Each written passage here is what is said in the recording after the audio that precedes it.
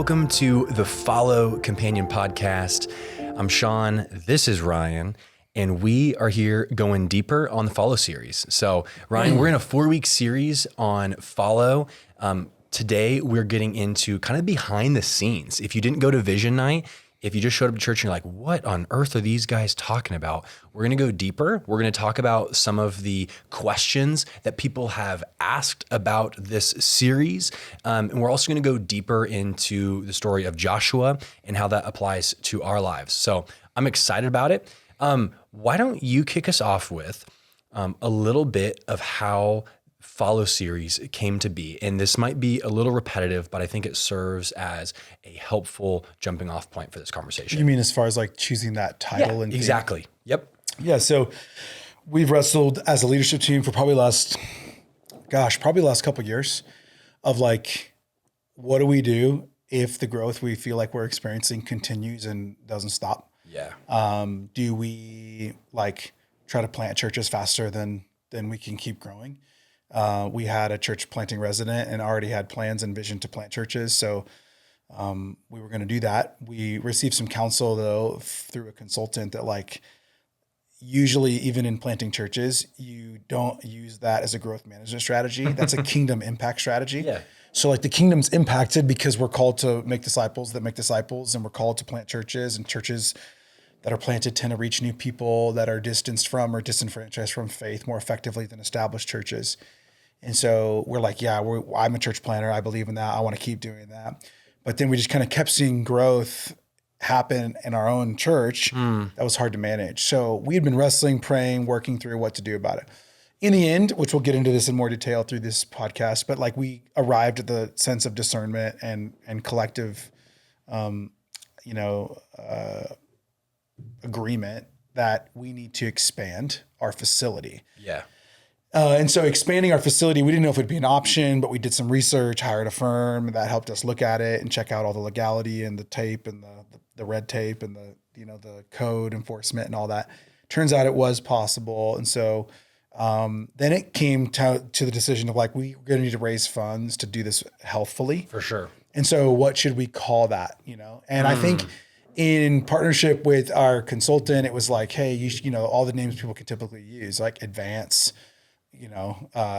next, forward, onward, ahead, something big and grandiose. Yeah. I really resonated more with the term follow because quite frankly, it is, I think, an encapsulation of how God stewarded my heart towards this exact place. Yeah. I didn't set out to plant True Up Church and have it become where it is. Mm-hmm. I'm grateful for what God's done at True Up Church and the testimony and voice he's given us and the amount of people that have found their way back to God and the impact we're having in our community. It's all great and wonderful. I'm not resistant, but I needed to follow the Lord, in what he was doing and see him and hear him the right way. Mm-hmm. And so follow just became for me this like maybe counterintuitive word for a stewardship initiative, a generosity initiative. Or to use the old school terms, capital campaign or building campaign or whatever, of like, no, really what I want everyone to have happen in our church is that they would really know that they individually and we collectively are following the voice of Jesus. Because in the end, it's all about him. It's all for him. It's all because of him. It's all through him.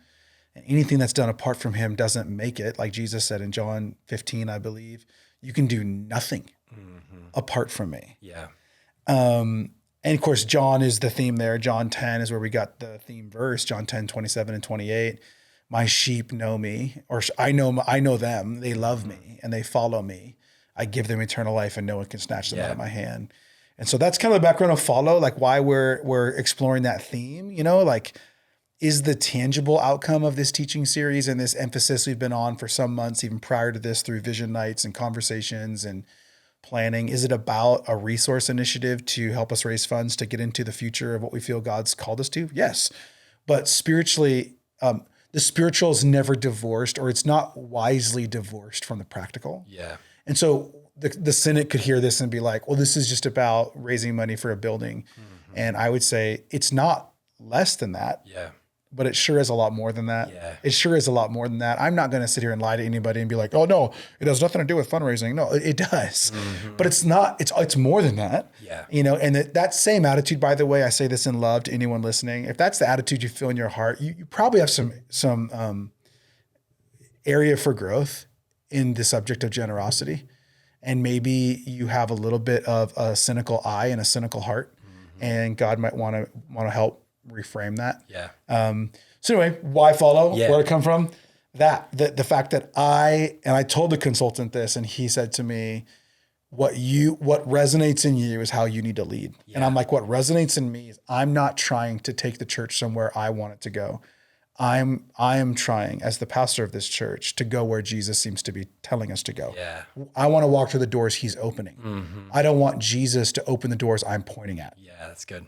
That's the difference. Yeah, I mean, throughout Scripture, names have significant meanings. And I think one of the attributes of your leadership and that I enjoy, and is also true of this series, is that the name Follow, it has the theological undergirdings of the past, meaning there's a story we're about to tell that is significant to the moment we're in. It's not just branding. It's not because some consultant said, hey, I helped 10 other churches raise a bunch of money. We're doing this because we actually believe, we feel, we've heard that God wants this for this body of believers here in Spokane. And so it's unique to us. And I think that's how you arrive there as well. Yeah. But let's back up, like, I want to say a couple years. I don't know the date of the story that I'm going to ask you to share. Okay. You might remember it better than me. I hope you do.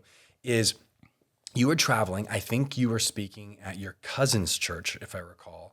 And there was a gentleman that totally random to you, pulled you aside, I think at the end, and you vetted it out. And what did this individual say to you? Yeah, I think this was the summer of 2022, actually. Okay. I think it was July of 2022, I'm pretty sure. So we're talking over 3 years ago.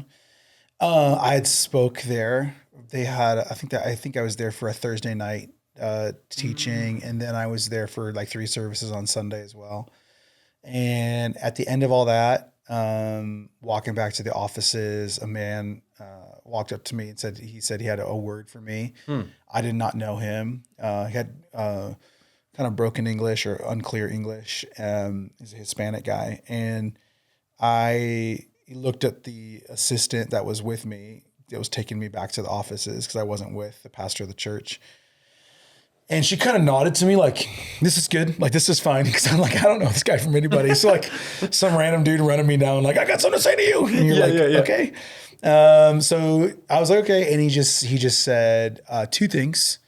One thing was pretty personal. It was like, there's some things you've been wrestling with and feeling. And I just want you to know that that what you're feeling in pain is actually good. And it was one of those things that it really prepared me for the second word, because I was like, he's totally right. Like, I never met this guy. Sure. But Annie and I had been discussing, working through the exact thing he mentioned. So I was just kind of, okay, you have my attention. Yeah, it felt accurate. Oh yeah, the first thing he said to me was just like, okay, you have my attention. And then the second thing was way more succinct. And it was, you need to pray about another building. And I just kind of looked at him like, what? To be quite frank, when we got in the car, Annie and I did, and drove home, right? That's like a 5-hour drive. I told her what he said, and she kind of eyes lit up, and then she just started laughing. And I was mad at her. I'm like, why are you laughing? She's like, because I know you. And I know this bothers you, because it totally like unsettles your preference and your control. And I'm like, I said, yeah, like, who's this? Like, what do you mean pray about another building? Like, we just bought this building.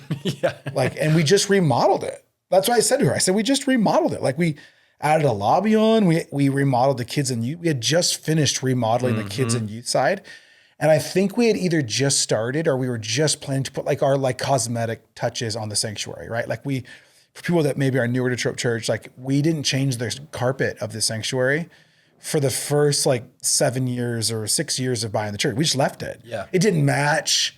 It was kind of ugly, but we didn't care. We're just like, whatever. Yeah. We remodeled the lobby right away, which I know you'll get into that. And then we did the kids and youth side of the building, which was the old traditional side of the facility. And I knew I'm like the thing that's least important is the sanctuary. Like it works, but it wasn't updated. It had all the wrong colors in it. It had the old chairs in it we inherited with the building. So the last thing we did, I think, was like rechange the carpet, paint the room, and put some new chairs in it. We haven't changed any of the technology besides like we added a center projector. We kept the same sound system. Like we've not done that. And so when he was like, pray about another building, I was just angry. I was miffed. Because it probably wasn't even on your radar. Wasn't on my radar at all. You're probably pretty thankful that I was just feeling good. Feeling good. At this time too, we're about a year out of COVID. True Hope's probably, I don't know, we're trying to figure out kind of what happened through COVID. We went into COVID about a church of 600 or so. And then like out of COVID, we were probably 600 to 800. So we've grown a little bit, but it was hard to know. Online ministry had changed. And so I think that was happening, but like not everybody was coming back to the church building yet. I mean, it was close. Like we're in Spokane, 2022 summer is like what, a year and a half or so after the kind of the COVID stuff. Anyway, it just was unsettling. So I came back, told our board, they just kind of looked at me like, huh. And then I had this like crazy epiphany. The crazy epiphany I thought at that point was like, oh, well, maybe that prophetic word, because it felt really real. It felt like the first half was so accurate. I was like, this is probably true. Like this is probably God. But I was like, well, we just taught on this in Acts, by the way. You know, the Holy Spirit revealed through the church and through Agabus to Paul that chains awaited him in Jerusalem. But that though that was true, you still have to interpret and apply the prophetic word. Yeah. So even if the prophetic word is true, and again, we test them all in reverse. Prophetic words don't alone lead my life. I don't think anyone should have their life led by a prophetic word. Yeah. I think what a prophetic word should do is in hindsight confirm the direction of God revealed in many ways, scripture, wisdom, counsel, lots of things.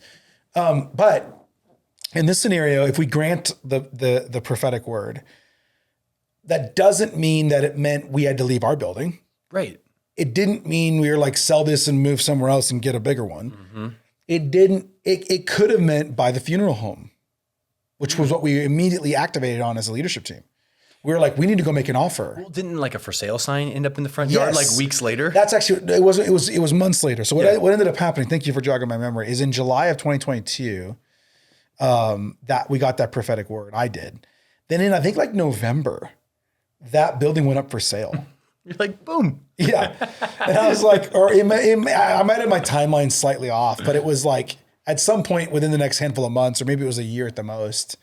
It might've been a year later. I can't remember. Honestly, it's all melting together, but it was like, oh, maybe that's what that means. Like pray about another building. And, we've since had lots of opportunities about different buildings, a couple of different buildings downtown for different ministry outreach center ideas.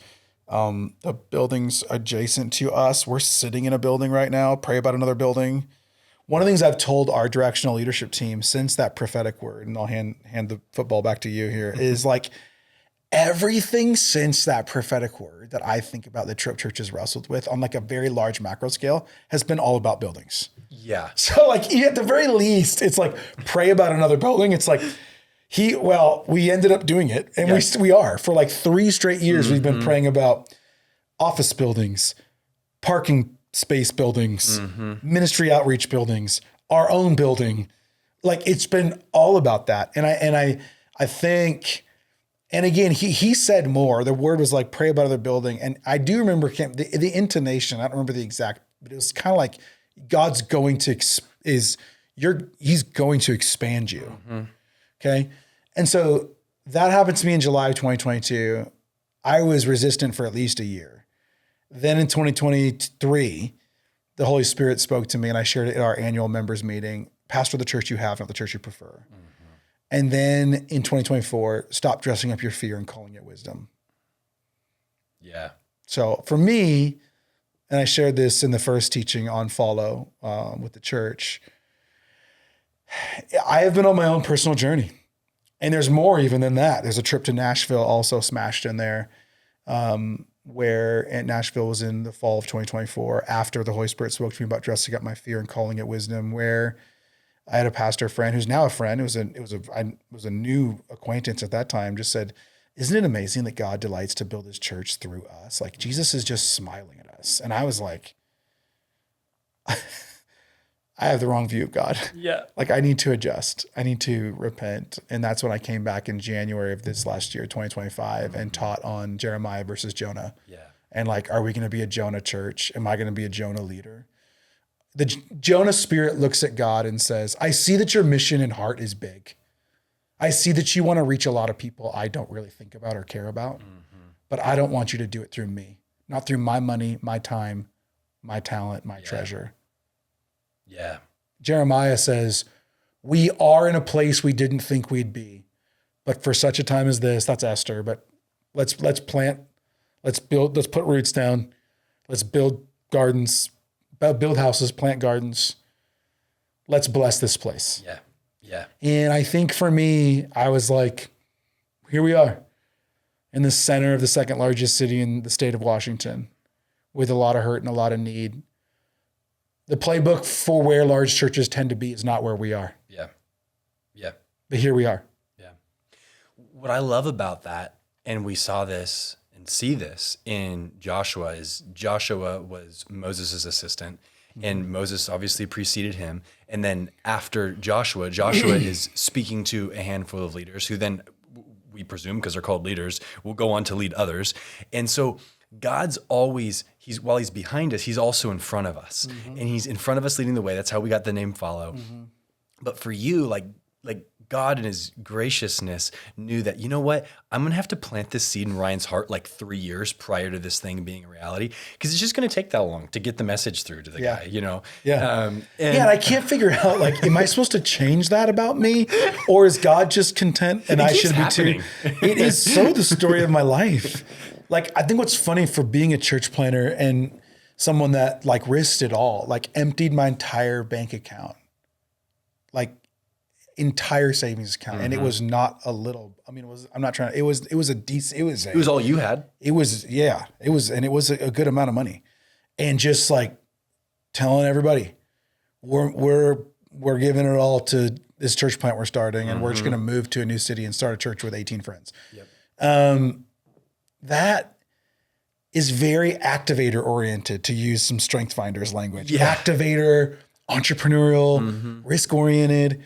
And yet I think like the way I normally live my life, apart from the intervention of the Holy Spirit, is not very risk taking. I'm very like thoughtful, reflective, analytical, strategic, slow. I'm a slow decision maker. Yeah.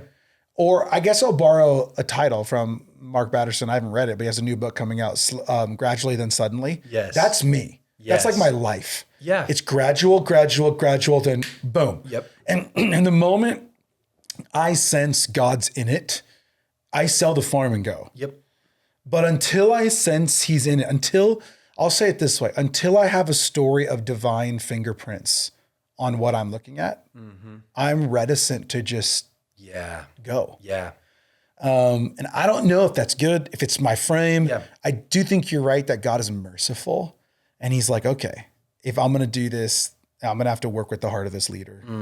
I probably have tons of areas to grow. Yeah. It's how I'm wired. What I love about sharing that story is it helps trace the thread through the theme that what we're endeavoring in is an appropriate response. It's not some sort of man-made mustering church growth strategy. This is actually an appropriate response to God-given growth. Yeah. And we're asking, Lord, what's next? We got to make room for those who need to find their way back to God, and also for those who have found their way back to God and are doing so every single Sunday and don't have a spot to sit. Yeah.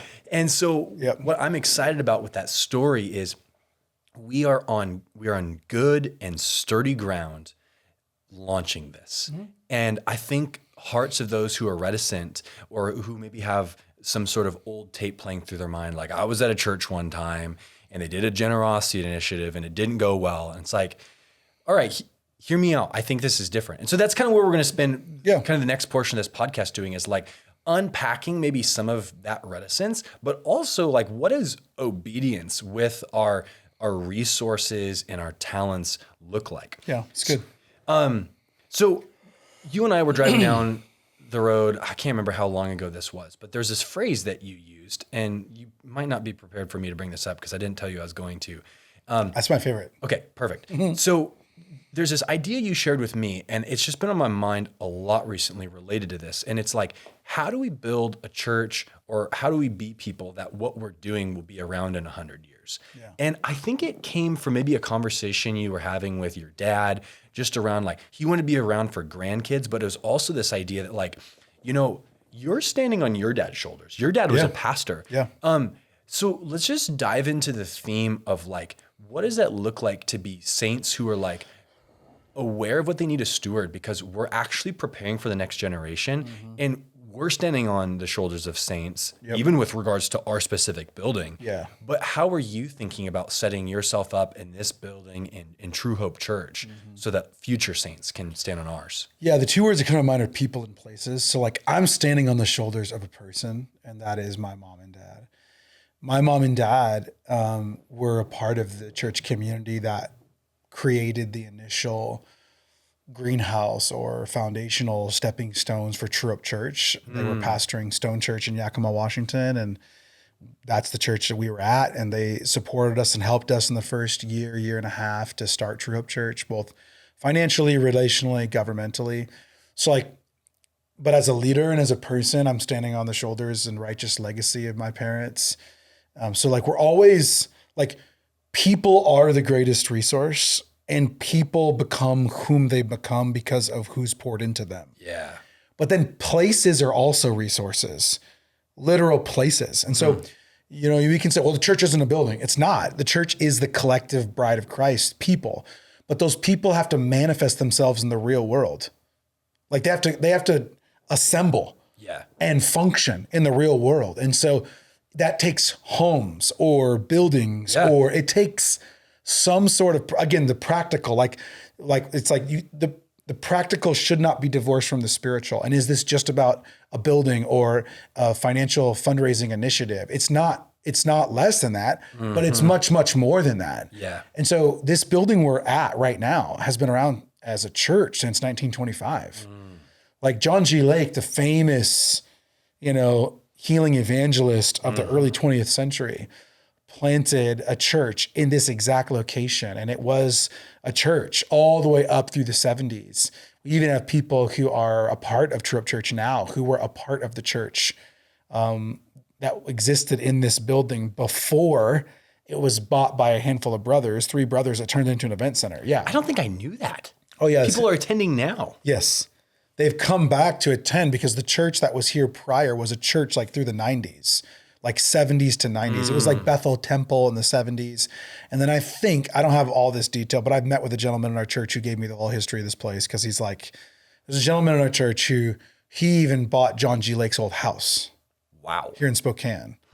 He doesn't no longer lives in it, but he did. And so he like tracked the history. Yeah. And so I sat down with him over lunch and got the whole history of this place from 1925 till now. That's cool. I mean, he's the one that supplied us with the pictures. Oh yeah. That we've used in some of our communication Awesome black pieces. and white photos. Yeah. So Harvest Christian Center, I think is what it was called, Harvest something, was the church that was here after that in the like 80s and 90s, 70s, 80s and 90s. I also know like Brother Ray was a pastor here, because when we bought the building and we had to remodel one of the broken rafters, we looked up the account and it was still a local roof provider was like, oh yeah, it's the Brother Ray project.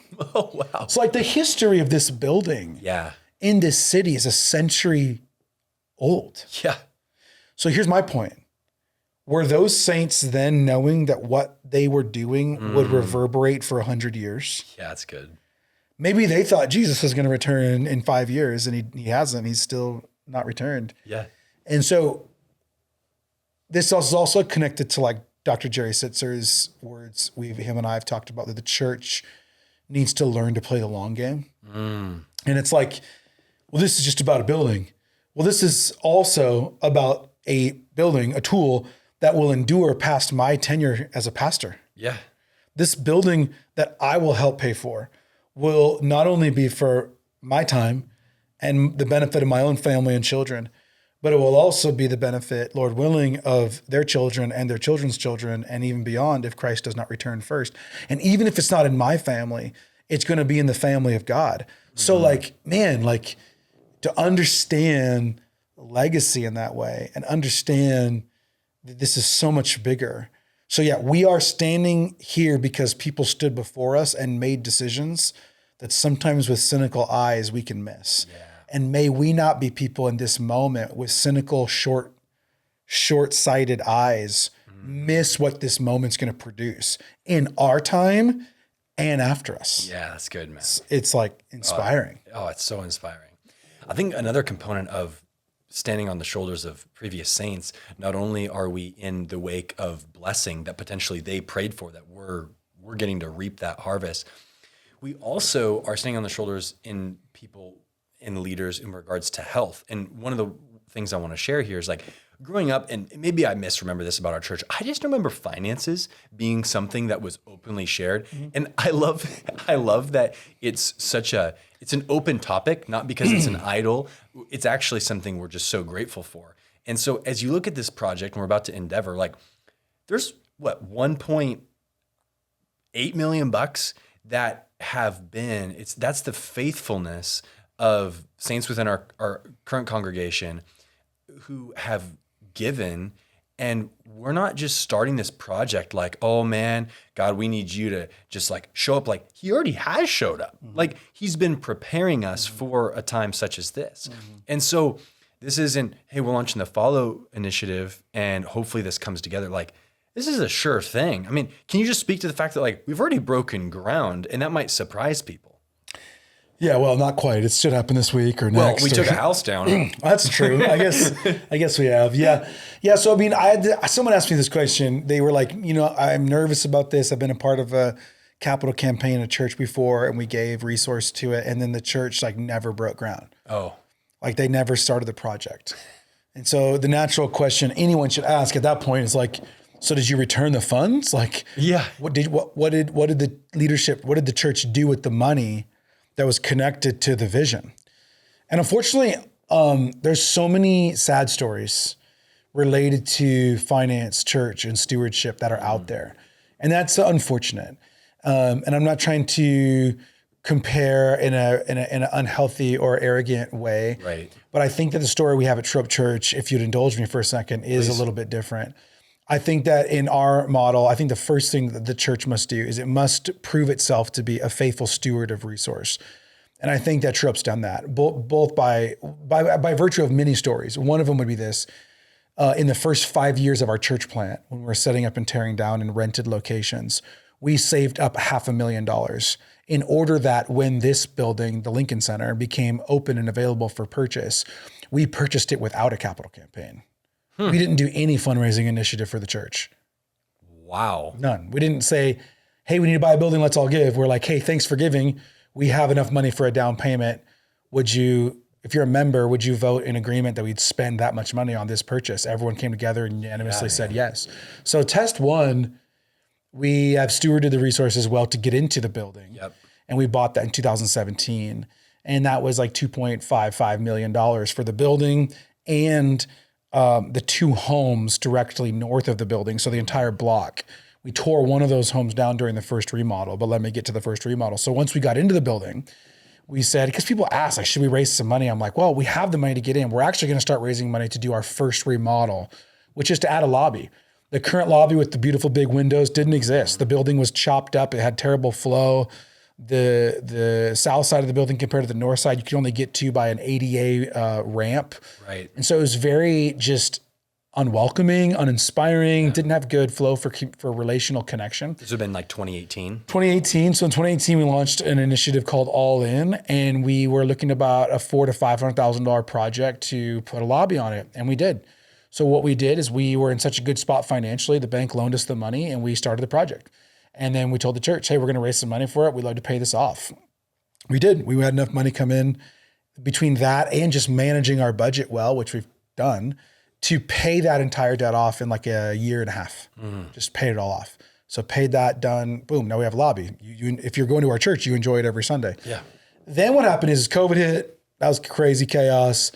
About a year into COVID or so, year and a half, we decided to go after the south side of the building because it was just a ballroom that had been, remodeled by the event center and classrooms all broken up. And we're like, we really need to make a more cohesive space for like kids and for youth on Sundays, better classrooms, better safety, more fun, more kid themed. And so we did another initiative called All In. Instead of saying part 2, we called it Next Gen and did the same thing. We had already paid off the first secondary loan, so got another second loan and started the same project. And the same story happened. We paid the entire thing off. That was like $700,000 or $800,000. We paid it off in a year and a half. So it was off, done. And so that led us up to where we started this podcast, like 2022, pray about another building. I'm like, good night. Good grief. Why would we do that? This one's going fine. Like, I don't understand. And so from then we've just always stewarded resource. I mean, I don't know how to say this without being weird, but like it's really rare at a monthly elder board meeting that we don't have more giving than we spend. I mean, you sit on that team, so you would know, like, we're not in a habit. It's so rare. I honestly think there's been 1 or 2 months in our history where we've oh man, less money came in than we spent this month. Well, there's that Dave Ramsey quip, like, hey, just spend Live within less. your means. Yeah, spend less than you make, you know? Yeah. It's amazing what happens. And so it's like, it's not like we just started saving, like the same muscle that was built and exercised very early on that got us into this building. Yep. That's been alive and well through the entire growth of this thing and has been very essential. I mean, thanks to great leadership, not just yourself, but those who have served on that team has put us in a really great position to do this healthfully. Yeah, like one of the practices we did for a long time, we do it a little bit differently now because of our scale, but we would just look at the budget of the previous year or the giving of the previous year and plan on 90% for the next year. Yeah.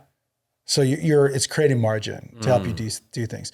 So anyway, so we paid those 2 things off. And so what it enabled us to do is, as we sit here at the end of 2025, trying to figure out, like pulling a trigger on a project.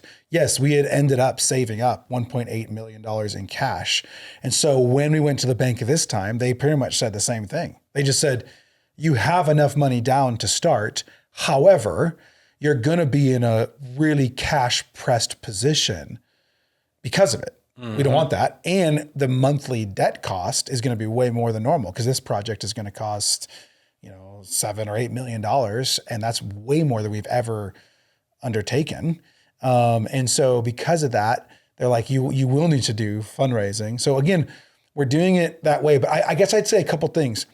I don't say that in any way to try to dissuade people's sense of urgency or desire to partner.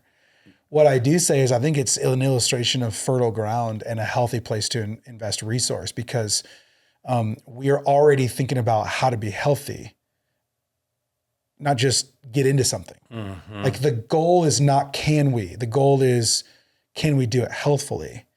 And I hope that just speaks to like the values set of our culture, which is like the goal's not a big church. Right. The goal's a healthy church. It's a healthy church that's obedient to Jesus. And if he's expanding us, then my biggest passion is to make sure the depth and health of the church is tended to while God tends to the breadth of the church. And so if he's stretching out our tent pegs, which we feel he is, we want to be healthy. Yeah. And so we think this raising of $5 million is even for us, and we want to give $1 million of it away. Because to me, that's what health looks like. Talk about that. Because I think, so some people would call that like a tithe on the tithe.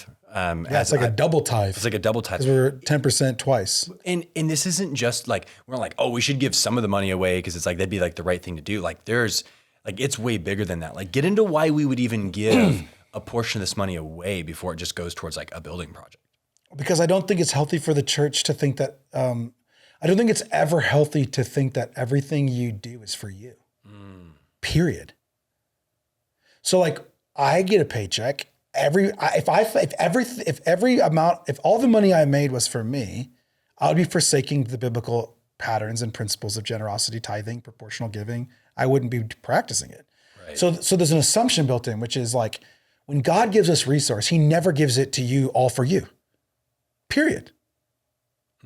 So the people who are listening to this who sold a business and have $1 million, you didn't get $1 million windfall for you. Yeah. It's not just, it is for you. It's for you and your family and your children and hopefully some wonderful vacation plans and an estate plan, and God bless you. But like, there's no biblical defense when we think about money and wealth that God gives any of it. He doesn't give it to you so that all of it's for you, ever. Go all the way back to Israel. They would leave fruit on their trees and so that the poor could come and glean. Yeah. Go look at I know this is the next podcast, but I'll just steal a little bit of its thunder. Like, go look at the whole system that Israel instituted. And you talk about tithes upon tithes. You tithe 10% of your crops. You tithed 10% for not only for the national feast, you tithe 10% to the Levites. You tithed a tenth every third year for the poor among you. Like, the principle, we're not Israel. We're not a nation state. That's not us. But like, the principle is, do not eat all your seed. Do not consume all that I give you. Yeah. Yeah. You cannot be blessed if you do that. Yeah. So like, that's just the principle. So put it on the church. Why should we raise $5 million and think that all that's for us? That's good. We shouldn't do that. Yeah. I don't want to practice something that is contrary to, I think, the way we should steward this. So like, we don't do that in our budget. Church last year gave away 19% of our budget to outside of our doors. Outside of our doors, 19% of our total giving went to local and global missions last year. So I'm just saying, in this new money we raise, let's keep that going. Right. Yeah. And it happens to be double 10%, happens to be 20%. And the reason for that is just a 10% for our local community and 10% for the nations. And so, yeah, I also think another reason why I value it is anytime self-perpetuation becomes your encapsulating vision, you're close to death. Does that make sense? Yeah. I'll say that slower. Anytime self-perpetuation becomes the total and encapsulating vision, you're close to death. If all you're thinking about is your own survival, it's unhealthy. Yeah. I want to be a church that doesn't turn inward and think all we exist for is to raise this money to build this building for us. Nope. I don't want that. We got to keep, health means that there's stuff flowing out, even as things flow in. Yeah. I want to push on you a little bit in some questions. So I'm going to try to do this in a way that I don't sound whiny, but I think there's different versions of Bring the wine, bro. Yeah, dude. Yeah. Bring the wine.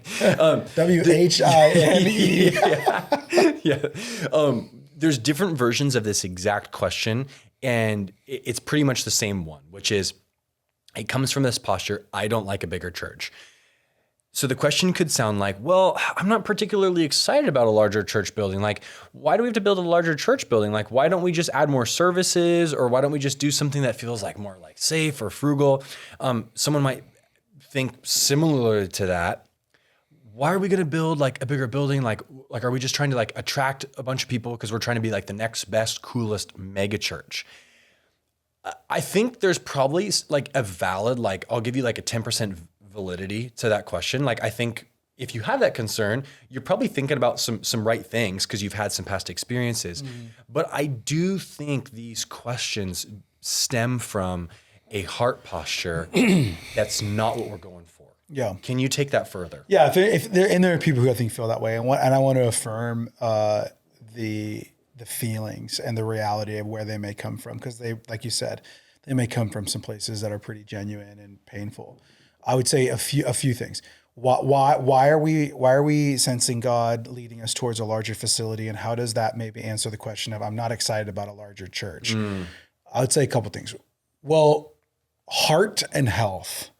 So heart would be, when you say you don't want to be a part of a larger church, you certainly wouldn't mean if your son or your daughter didn't know Jesus and we needed to make space for one more person to find their way back to God, that you would be advocating us saying no to your son or your daughter, right? Right. So like, who are you going to draw a circle around and say, you're not allowed here? Yeah. Who are you going to draw a circle around and say, we don't have room to disciple, care, develop, invest, train them? Okay. Now the argument can be, well, there's tons of other churches. True. We're not the only game in town. But I will say this, if a tidal wave of revival hit the churches of our community, every church would have the same problem. So then every church would be forced to answer the question, who are we going to draw a circle around and say, they aren't welcome here, or we don't have room for you here? Yeah. And so just because some churches are experiencing quote unquote revival or growth or impact doesn't mean you can just easily default to, well, every other church. Well, different leaders, different levels of obedience, Jonah's, Jeremiah's, Right. There's all that. Right. And if what we're really all praying for happened, revival, every church and pastor would be in a quandary tomorrow. How are you going to disciple, care for, lead, develop 500 more people because they all want in the doors of the church? Right. Okay. The second thing is health. So like you mentioned in the potential question, well, let's just do more services. Like we don't need a bigger building, just run it back, do it 12 times. I'm going to die. I couldn't do it. Right. Like there's human limit. There's human limit. And not just me, people who are serving in our church, our staff, there's only so many days in a week. There's only so many hours in a day. There's only so many potential opportunities to have healthy church rhythms, gatherings, groups, classes, connection opportunities, trainings, thank yous, all the things that a building tool can be used for. Yeah. I think there are creative ideas that we could think about, which are church planting, neighborhood house church expressions, of which we're doing a pilot test of that in the Garland neighborhood. I think that there are cool things like that, but I don't think, I go back to the same thing. I don't think those are necessarily answers for growth problems at the mothership, for lack of a better way to say it. I think it's a both and. I think it's like, let's plant churches, let's launch neighborhood expressions.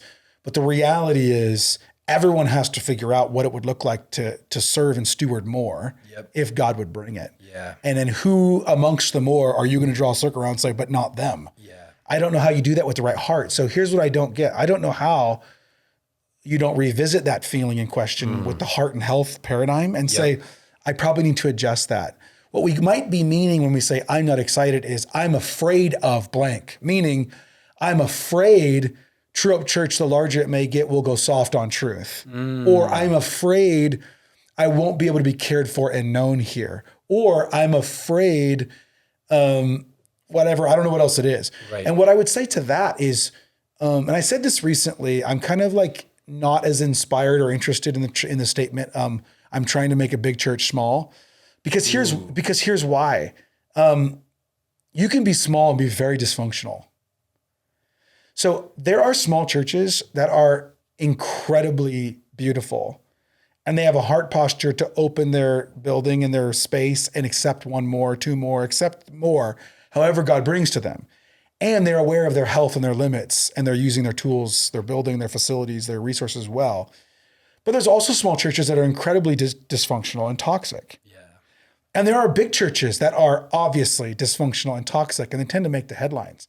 But there's also big churches that are incredibly healthy and contending for care and discipleship and development and intentionality in very exceptional ways. I don't think church size is moral. And Tim Keller, who's since passed away, argues for this, that church size is not a moral concept. Yeah. There's healthy big churches and unhealthy big churches. There's healthy small churches and unhealthy small churches.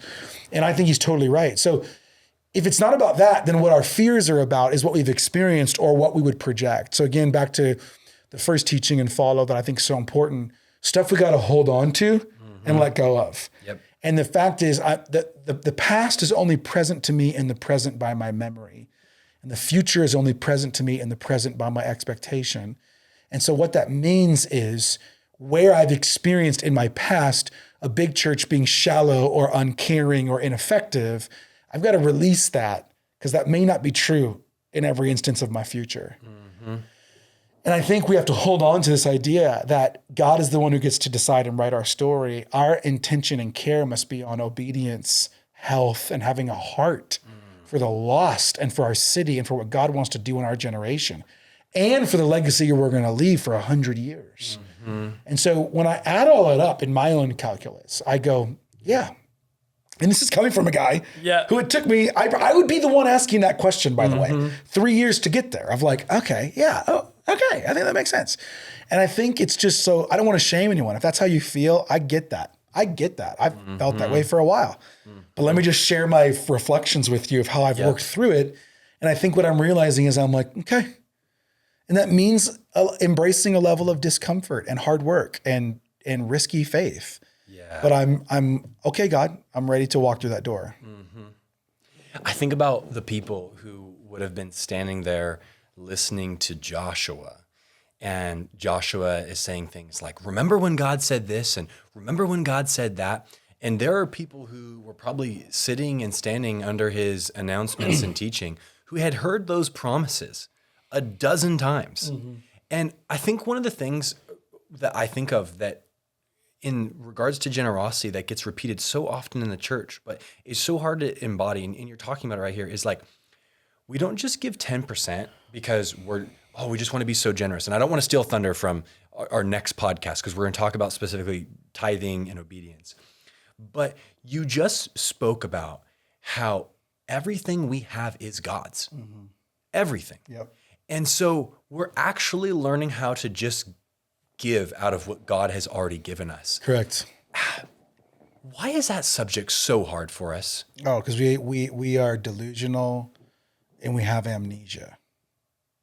So we either are delusional, just thinking, no. This is all mine. I have all this. And the crazy thing is, and this is like the modern, parable or axioms of like, you can't take it with you. Like death is just like the great reminder of like, you came in naked and you're leaving naked. This is where Paul instructs Timothy, command those who are wealthy in this life to be rich in good works. Yeah. Why? Naked you came into this world, naked you're going out.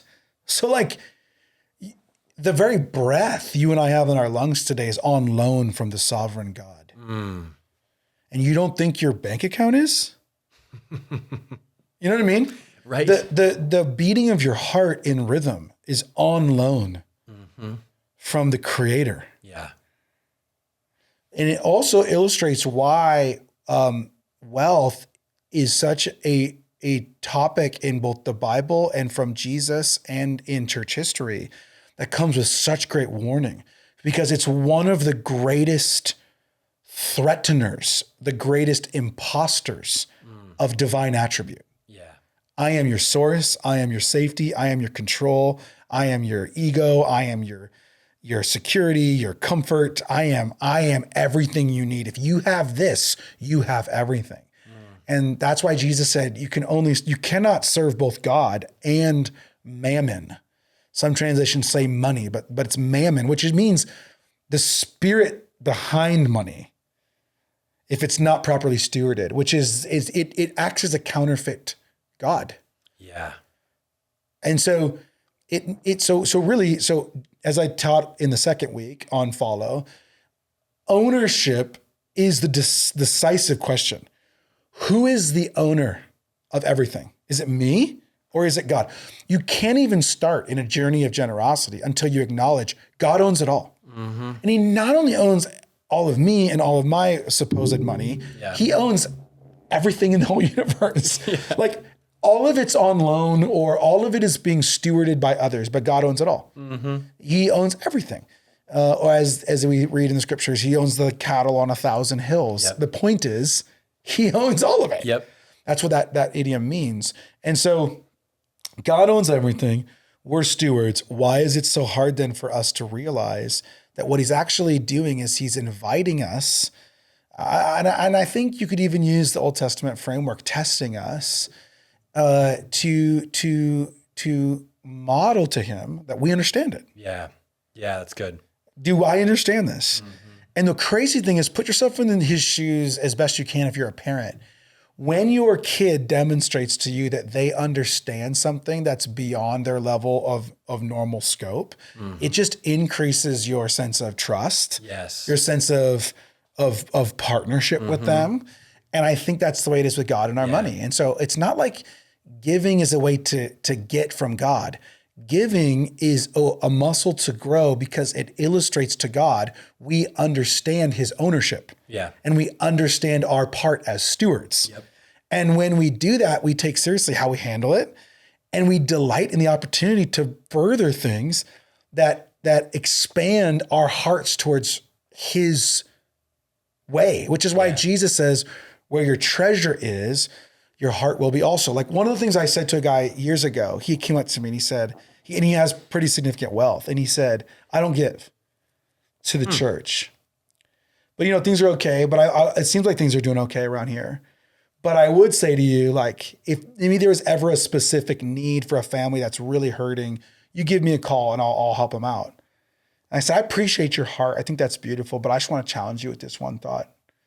If everybody stewarded their resources like you, how healthy would we be?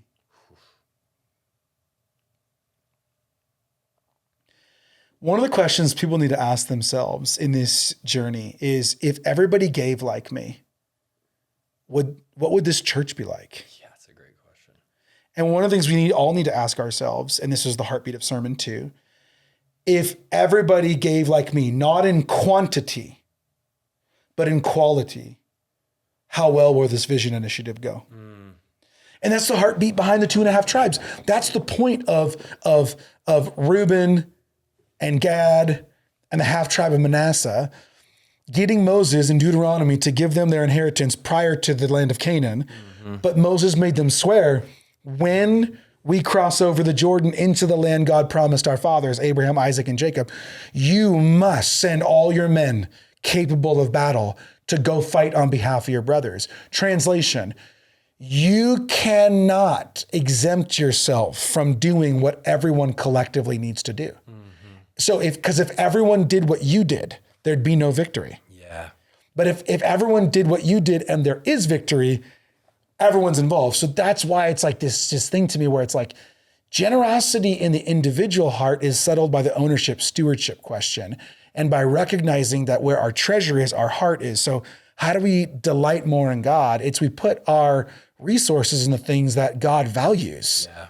Right. And that does include like your marriage and your kids and your like, you know what I'm saying? Like, that's why God's like, hey, no, the largest proportion of this, unless you're extremely wealthy, you live on with your family and your posterity. Yeah. I'm asking you for a test and a portion that can reveal to you what I already know. Yeah. That all this is mine and it's on loan to you. So the next thing is your heart grows bigger because it's in God's things. But ultimately it's like, we recognize when we all do it together collectively, man, it moves the needle. Yeah, man. It moves the needle. And I'm just convinced with this initiative, if everyone that calls True Up Church home would participate in their best, responsible, obedient, qualitative way. For some people, that's $100. For other people, that's gross disobedience because that doesn't at all reflect the potential and capacity that they have. We will smash this goal. Yeah. And it will abound to the glory of God and fruit in many people's lives with more devotion and love for the kingdom than they've ever had. Yeah.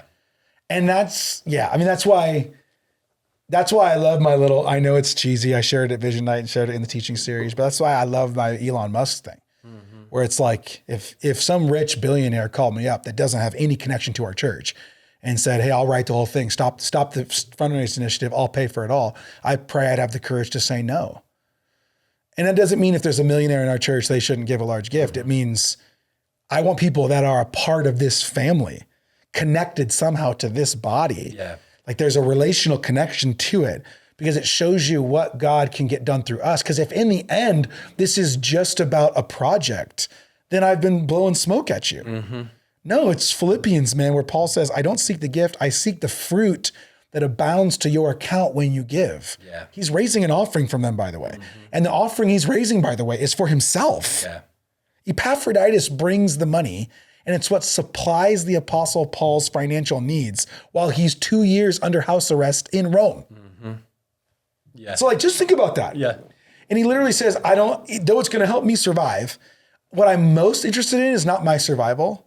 It's that more of your heart's going to be in the kingdom. And there's going to be fruit growing on your life because you are learning who owns it all and what your part in it is. That's so good. Beautiful.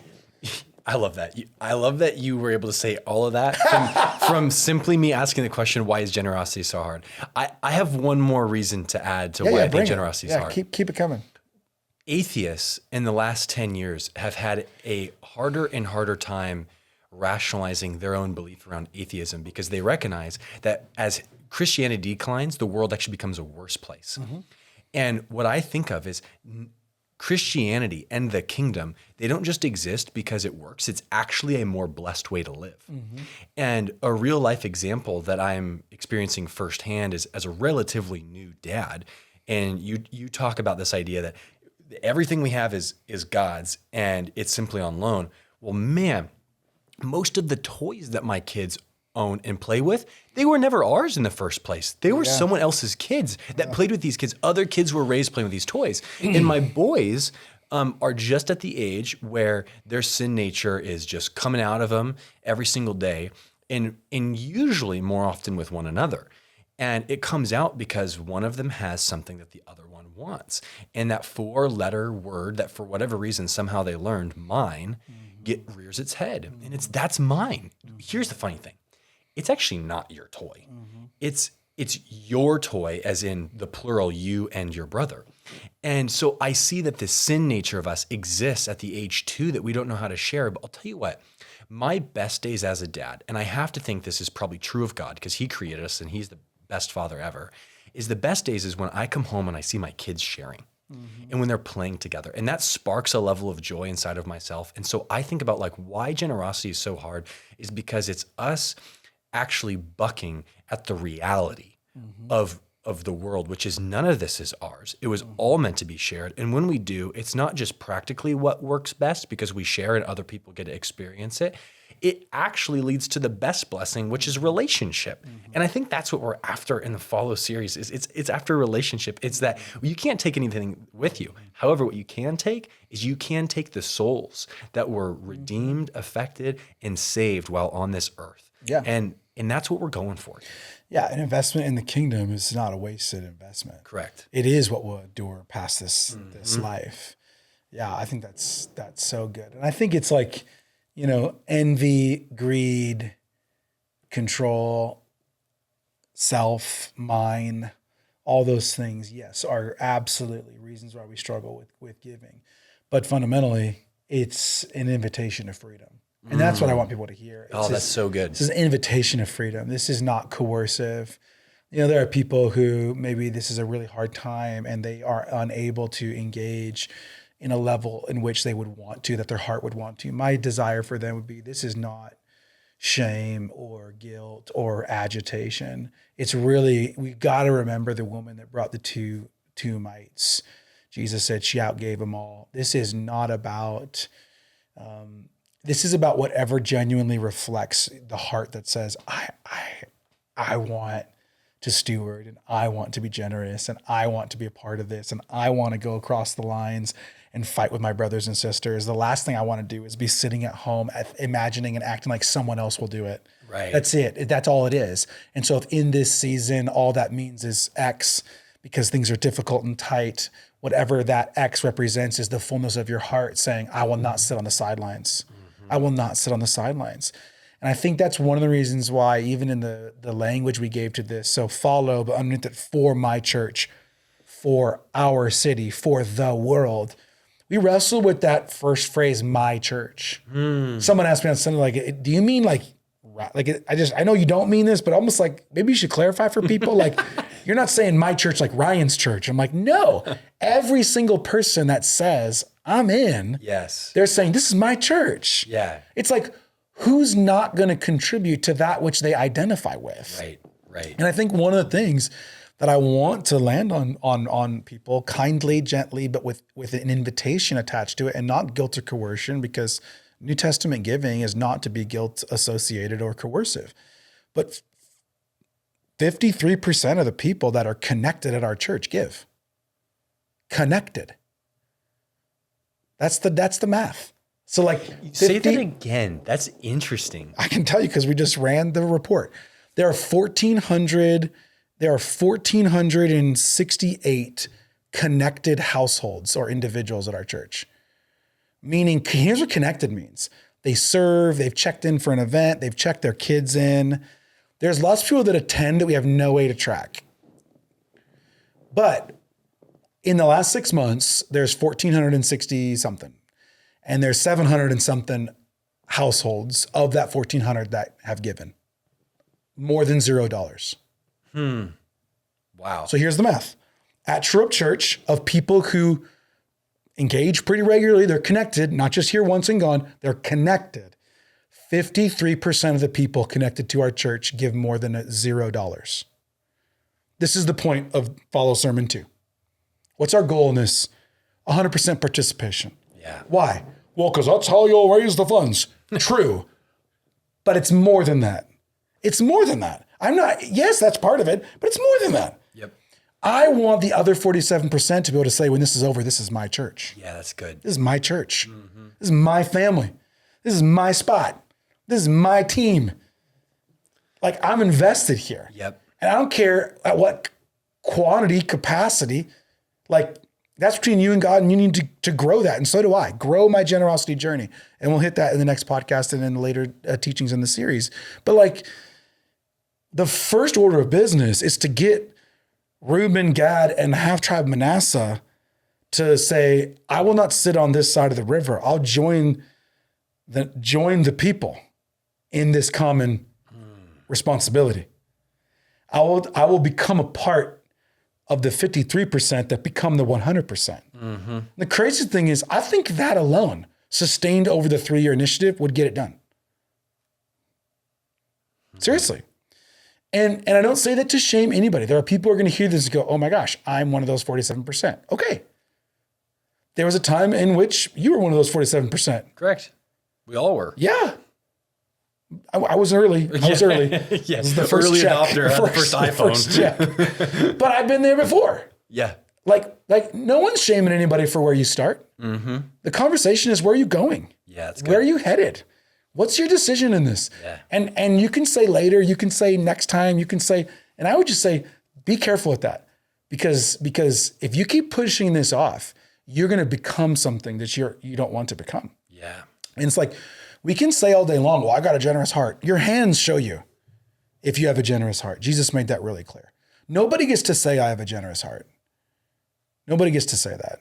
You get to say, I have generous hands. And somebody else gets to tell you that means you have a generous heart. And so again, the call, what I want to help people understand, I want to answer their questions. Like, I know you could rapid fire me. Like, I think this is a good plan. I think it's a God plan. I think we've been stewarding resources well. I think this is good ground. I think this is going to last for 100 years. I think it's going to serve the last and the least. I think it's going to help people who haven't found their way back to God yet. I think your one more, my one more is going to be blessed by this. I don't know who to draw a circle around and kick out. I don't think we have to be a church that though we get larger means we get more unhealthy. Yeah. I don't want to change. I'm going to keep preaching the gospel and teaching through the Bible, and I don't care who it offends. I'm not going to go soft on truth. I also think, though, that 47% of people need to become a part of the 100%, which is that we're all in this together. I think that's going to produce epic fruit in people's lives. I think people are going to see breakthrough in this area. And I think it's going to fuel the vision and mission for what's next. And it's going to set up an incredible opportunity for legacy. So, yeah, I just think it's like, wherever you are in this journey, hold on to God, let go of the lies, let go of the flesh, let go of the tapes that have gotten in the way, take a step. Yep. Take a step toward what God is leading and whatever he's speaking to you, and make that pivot from this is their church to this is my church. Yep. Yeah. I love it. All right. I want to land the plane on something really practical, which is I'm going to take the moment to say, here are some potential next steps. You've got done listening to us, hearing this story.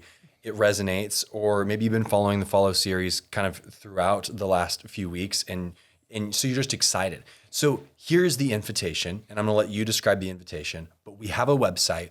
On that website, trueupchurch.org/follow. Follow has a lot of this question and answers, has beautiful renderings of what is going to be created. I'm personally excited about the prayer chapel. Yeah. Probably there's like some Scandinavian minimalist design themes going throughout that prayer chapel that I'm excited about. But what other invitation would you encourage someone to think about?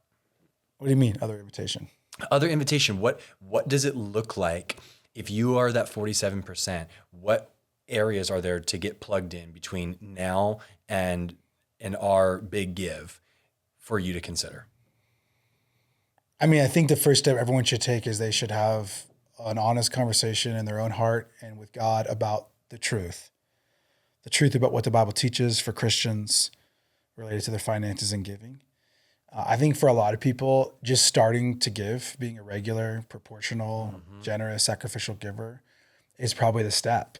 For some, they might have the capacity and means, and they're like rectifying the full situation and go, man, I've not been a tither or a giver regularly. Yeah. I'm going to start there.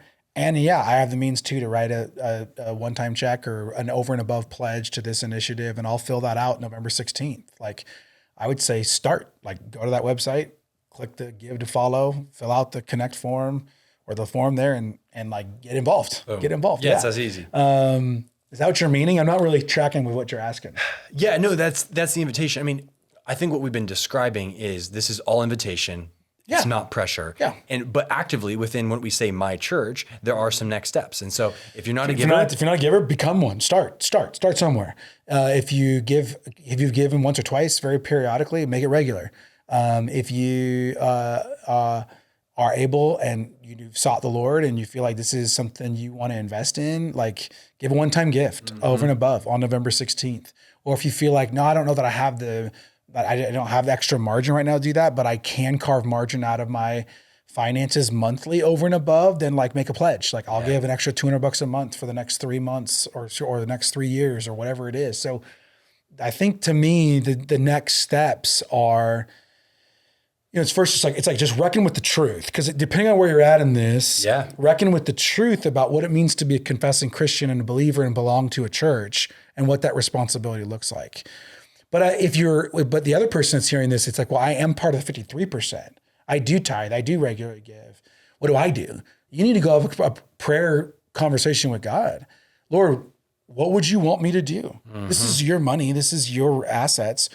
What is it that I could do? And in combination of your own desire too, like sometimes I think we can be, and everyone operates differently here, but just kind of like, I'm trying to listen for a number. Some of it's like more practical. It's like looking at your bank, looking at your resources, your assets, and going, man, like I'd love to be able to give X. Could I? And then getting counsel, talking to a spouse for sure. Don't do this without them if you're married. And like, do we have agreement on this? And then maybe it's like, do I really want to stretch for this? Or is it more like, no, I think this is a good number. That's like between people and God. Yeah. I trust the Lord in that. So I just think the next steps for people are like, do it. So here's the honest truth. And we should probably end with this. I think there's 3 issues. There's 3 things in the way: lack of understanding, lack of opportunity, lack of discipline. So, lack of understanding. I didn't know I was supposed to do that. I didn't know Christians did that. Or lack of understanding. I didn't know Christians gave regularly. I thought it was kind of like a walking out of the grocery store Salvation Army thing. Here's like, $1. Yeah. I didn't know. Wow. I didn't know. That's totally understandable. We have people, I guarantee, in our church that are in that camp. Like, I didn't know. Cool. So lack of understanding. For others, it's lack of opportunity. In other words, it's kind of like, I've not really connected the church or this initiative or this thing as something like that I could help move the needle in. Like you're saying, like we need to raise $5 million. Like I could really move the needle here. I see an opportunity. I'm ready. Sometimes people look at a church like True Up Church and just assume. It probably shocks people that 50% of the church that's connected doesn't give at all. It shocked me. Yeah. And I think what I'd say there is that's actually way more common in the American church. Way common. Very. Like, it's just the landscape. A lot of people don't know the behind the scenes data and they just make the assumption. There's a lot of competing, challenging voices out there too. Like, the church has got tons of money, and you can look at examples of the Catholic Church. You can look at examples of like mega churches in the South or like these huge conglomerate corporations. And there's all this negative vibe for people. And it's like, why they got everything. You can make a snap judgment on surface level based on what you think and you perceive. There's all sorts of that going on. But again, I would say lack of opportunity is actually a real issue. Realizing like, no, there's opportunity here. And like, we have a great, I think, compelling vision and an opportunity to really make a mark and an impact. And I think this is an opportunity. And then the third one would be lack of discipline. People want to. They even told themselves, they agree with it and they should. But they just haven't closed the gap between their intentions and their actions. Yeah, that's good. They just haven't gone on the website, signed up and did it. They just haven't like made the gift recurring and said, I'm going to commit to that. They haven't operated with enough discipline in their life financially in general to have margin at the end of their own month. They're spending too much money on phones and cars and vacations and toys and self and youth sports and everything else, all of which are not bad things. But it just doesn't pass the first test of owner versus steward. Yeah. Yeah. So functionally living their life in a level of amnesia. Yeah. Like, I believe that, but you don't live your life like that. Right. Order of loves. Yeah. Your order of loves are off. So you can answer the question on the test, but like it's not being answered in real life. And what I would say is that is the primary reason why 53% of the church that's connected give and 47% don't. Because I think if you sent out a test, people would look at it and go, well, I don't believe that. But what we believe versus what we're practicing are in alignment. Yeah. So what's the invitation? Whoa, sorry. Shorten that gap. Yep. Where there's a lack of understanding, I pray this and other things fill it. Yeah. Where there's a lack of opportunity, I pray this clarifies that this is a great opportunity for you to invest resource in for the impact of God's kingdom, the nations, and the world for a long stretch. And I pray that we would all get the tools we need to close the gap between our intentions and our actions. And so, yeah, for some people, maybe the wake-up call from this is, man, I want to give, but I got to get on a budget. Yeah. Like, I need to go order my financial life, or I'm never going to be able to give. Yeah. Got it. Great step. That's your action step. The person that says that and then says, I went and built a budget and I put a portion in there for regular giving. Awesome. You left the Follow series A+. Yeah. Because the truth is, if you don't have any money in savings, if you don't have any accrued asset, and you're like, I just live paycheck to paycheck, and the truth is it's negative, which is where a lot of Americans live, then the step is, I'm going to sit down, build a budget, and commit to having giving be a part of my budget. And that is an awesome step. I hope that 50% of the church takes that step. Yeah. That's the step we need the church to take. And then there's the other 50% who are taking the step of like, I already do that. Okay. What is God speaking to you about what else to do? Yeah.